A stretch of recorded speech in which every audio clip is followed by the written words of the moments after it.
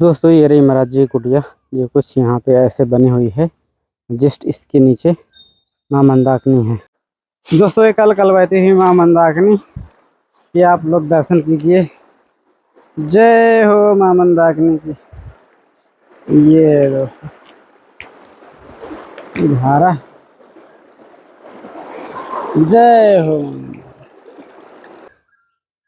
तो कितनी खूबसूरत लोकेशन पे दोस्तों ऐसे संत महात्माओं की कुटिया बनी होती हैं। और सामने महाराज जी की गौ माता श्यामा। और ये पुरानी वाली कुटिया दोस्तों, जैसे आप शुरू में आए थे तो महाराज जी इसी में रहते थे। तो ये नई कुटिया बन गई है उनकी टीना की। और ये पॉलीथीन की ऐसे ही बनी हुई है। तो इसमें श्यामा के लिए भूसा और श्यामा रहती है इसमें। और ये चलते सीधे महाराज जी की कुटिया में।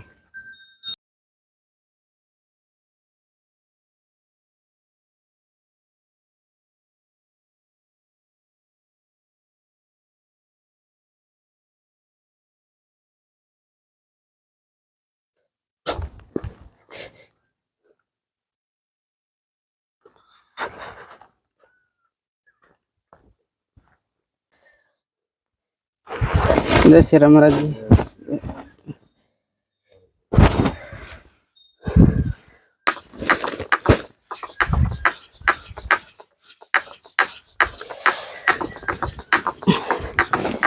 महाराज जी ठाकुर जी की ओर से कुछ सेवा ये अगरबत्ती। बढ़िया बढ़िया, बहुत सुंदर।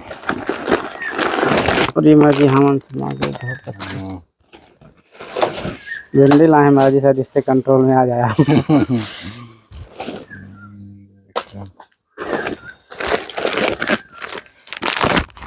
धूप और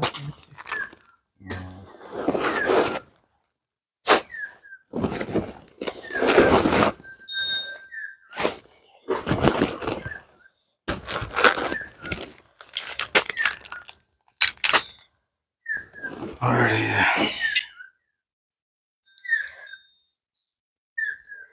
दोस्तों महाराज जी की पूजा की तैयारी चल रही है। भगवान का चंदन बन रहा है। सबसे पहले चंदन केसर की घिसाई। महाराज जी केसर के साथ चंदन लगा। हाँ, केसर ठाकुर जी को केसर चंदन ही लगता है, हाथ का बनाया हुआ। बाकी आजकल तो बाजारों में खूब बना बनाया मिलता है। असली चंदन यही है, ठाकुर जी को यही लगाना चाहिए, हाथ से घिस करके। अगली बार आना, थोड़ा बड़ा होरसा कहीं से ढूंढ लाना। पत्थर का महाराज जी, पत्थर तो मिल जाएगा जल्दी। घिसने वाला है, छोटा पड़ता है। हाँ इधर उधर से और निकल जाता है।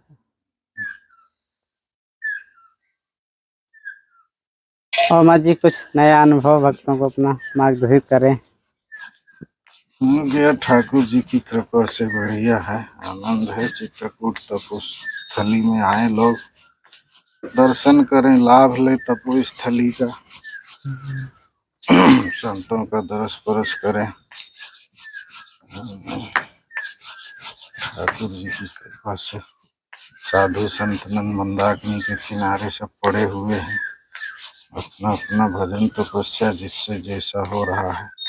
कहता है जंगल में तो रहना ही तपस्या है, कुछ करे चाहे ना करे। यहाँ का गर्मी बर्दाश्त करना, ठंडी बर्दाश्त करना, बरसात को बर्दाश्त करना, हर जीव जंतु का, कीड़ा मकोड़े का, हर चीज का सामना करना। अच्छा मैं मतलब धाम में पड़े रहना ही मतलब एक तपस्या वाला। हाँ, रहना ही तपस्या है। हर तरीके के समय का सामना करना, दुख भी हो सुख भी हो, सब में एक समानता रहना, ये भी तपस्या ही है। कुछ जरूरी थोड़ी है कि माला फेरो, बैठो, भजन करो, समाधि में बैठो, वही भजन है। कई प्रकार का भजन होता है। नौदा भक्ति होती है, नौ भक्ति में से कोई भी भक्ति एक अपना लो तो सफल है जीवन। इसलिए ठाकुर जी की कृपा से सतमार्ग पर चलें, सही कर्म करें, सही खान पियन रखें, भगवान का स्मरण हमेशा रखें। हाँ जी, अगर कोई गृहस्थ वाला उस तरह का बिल्कुल सतमार्ग अपनाता है तो कहते हैं वहाँ चलना बड़ा मुश्किल होता है। क्योंकि हर तरीके से काम लगा हुआ, धंधा चल रहा है, रोजगार है वो अपना। सही है, वो चलना मुश्किल है, लेकिन कहने का मतलब कि हर जब शुरू से ही व्यक्ति को उसी लाइन में चलना है तो हम्म, हर चीज मुश्किल है। जब जो चीज जो रास्ता में आप चलोगे, जो चीज आप शुरू से करते रहोगे, वो से फिर अगर अलग हटोगे तो तकलीफ होगी। हाँ। लेकिन कोई कोई देखो व्यक्ति बिरला ऐसे मिलेंगे जो कि सब कुछ करते हुए भी सच्चाई पे चल रहे हैं, सच्चाई को नहीं छोड़ रहे हैं।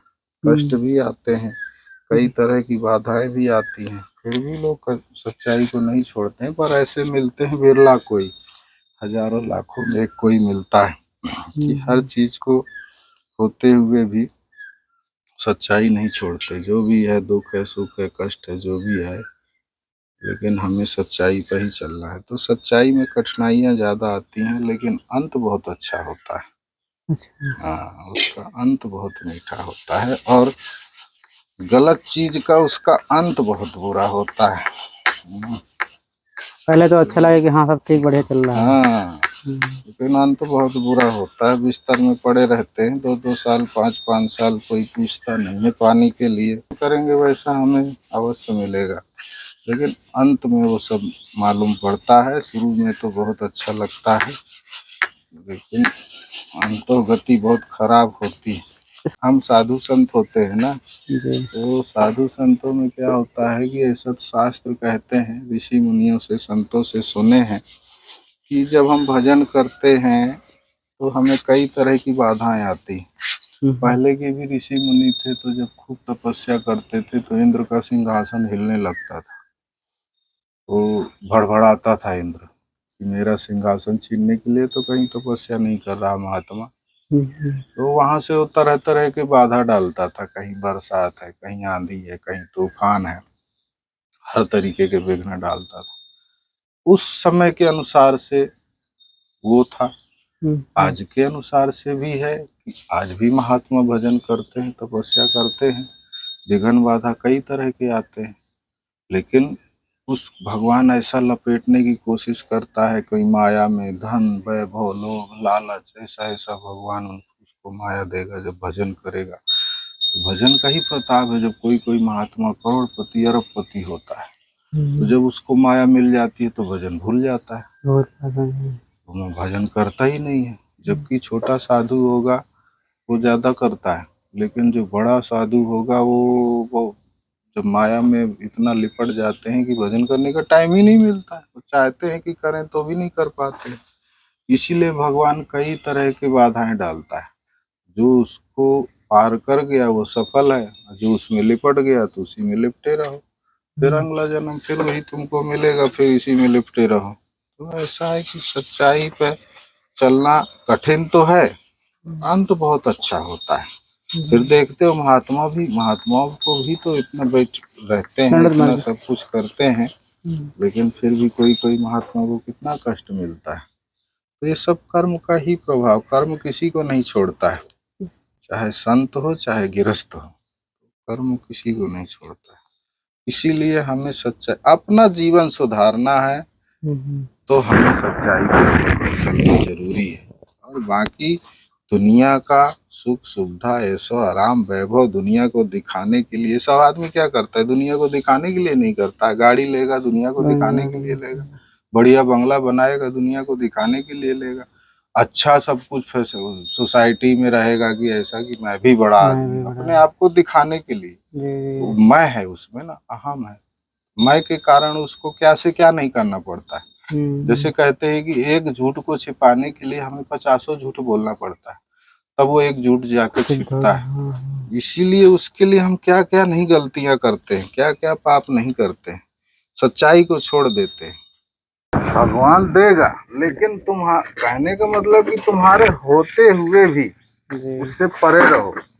अच्छा ना होना और कहना कि हम बहुत भगवान के प्रति समर्पण हो गए, त्याग वृत्ति मन में आ गई, एकदम त्यागी हो गए, हर चीज से परिपूर्ण हो गए, जी।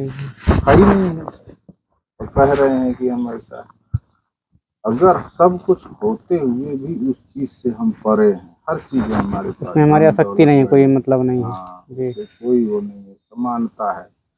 जो है सब ठाकुर जी का अच्छा है। वो त्याग वृत्ति कहलाती है। वो समर्पण भगवान के, भगवान हालांकि भगवान को जब समर्पण रहो तो भगवान कोई कभी कमी होने नहीं देता है, अपने भक्त को कोई तकलीफ होने नहीं देता है। लेकिन हमें पूर्ण रूप से समर्पण होना चाहिए, तब भगवान कृपा करते हैं। तो हिमा जी कोई कोई संत के बहुत आजकल मतलब लोग दिखावा ज्यादा करना चाहते हैं, क्योंकि फैशन ही जमाना ही है दिखावे का, और सच्चा व्यक्ति जो होता है वो दिखाता नहीं, उसकी कदर नहीं, उसकी वैल्यू नहीं, इसलिए वो भी वही राय पकड़ लेता है। वो चीज़ है। लेकिन व्यक्ति को हिम्मत नहीं हारना चाहिए। इसलिए माँ जी कोई बड़े बड़े संत होते हैं तो उनके पास सब कुछ होती है भी वो मतलब कुछ नहीं मानते। हाँ, वो सब कुछ रहता है, सब जानते हैं। लेकिन आजकल तो लोग क्या है कि मंदिर में साधु संत के पास जाते भी हैं तो कोई ना कोई मतलब लेके जाते हैं। साधु के पास जाएंगे, चलो साधु के पास जाएंगे, कुछ आशीर्वाद मिलेगा, कुछ प्राप्त होगा, पहले ही से वो सोच लेते हैं। हाँ, कुछ प्राप्त होगा, कुछ प्राप्त होगा देने से पहले, देने से पहले। पहले के साथ, पहले की न साधु न ग्रस्त, ऐसे पहले के जो संत ऋषि मुनि पुराने लोग जो होते थे, अगर किसी को सामने वाला जो आता था व्यक्ति तो भरोसे से, विश्वास से आता था। वो साधु गाली भी दे मार भी दे, आशीर्वाद समझता था। साधु मिट्टी भी उठा के दे तो भी उसका काम करता था। करोड़ों की दवा फेल हो जाती थी, लेकिन साधु अगर अपने हाथ से मिट्टी भी दे तो काम करती। तो सबसे बड़ी चीज है कि वो मिट्टी काम नहीं करी, उसका विश्वास काम कर रहा है, भरोसा। संत पे भरोसा, भरोसा जहाँ होता है तो वहाँ भरोसे के लिए परमात्मा, संत की लज्जा रखने के लिए परमात्मा स्वयं उतरता है और उस कार्य को सफल बनाता है। संत कुछ नहीं जानता है, करने वाला तो परमात्मा है। जब हम पूर्ण रूप से परमात्मा में समर्पण है तो परमात्मा हमारी लाज रखता है, क्योंकि हम उसी में जब समर्पण है, उसी की सेवा में, भजन में, पूजा में, पाठ में पूरा समय हमें उसी के नाम पर व्यतीत करना है, तो हमारी लाज बचाने के लिए वो कार्य सफल करता है, जो भी भरोसे से आता है व्यक्ति। तो ये सब ठाकुर जी की कृपा है, बाकी कोई व्यक्ति कुछ नहीं जानता है, न कुछ करता है।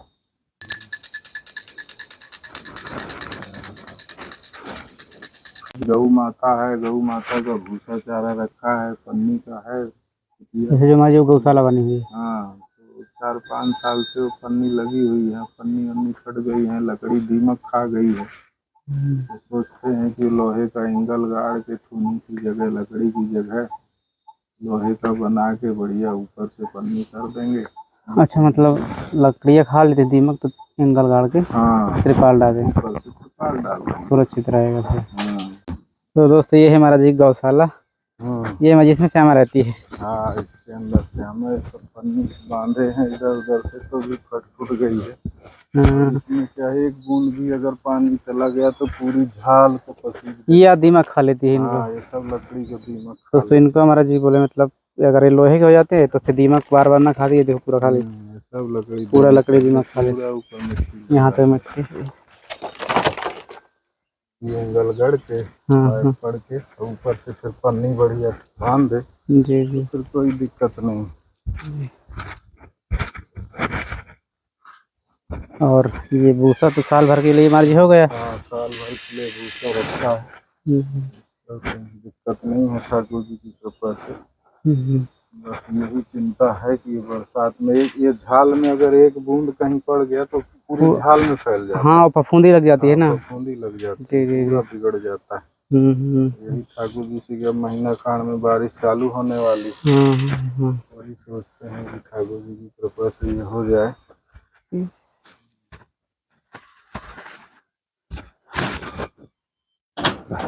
लेते हैं कल ठाकुर जी के दर्शन। वहाँ तबाही मचा दी। दोस्तों अभी थे हम महाराज जी कुटिया में। ये वीडियो आप लोगों को कैसा लगा कमेंट करके जरूर बताइएगा, और चलिए फिर किसी नए वीडियो मिलते हैं, तब तक आप सभी को जय सिया राम।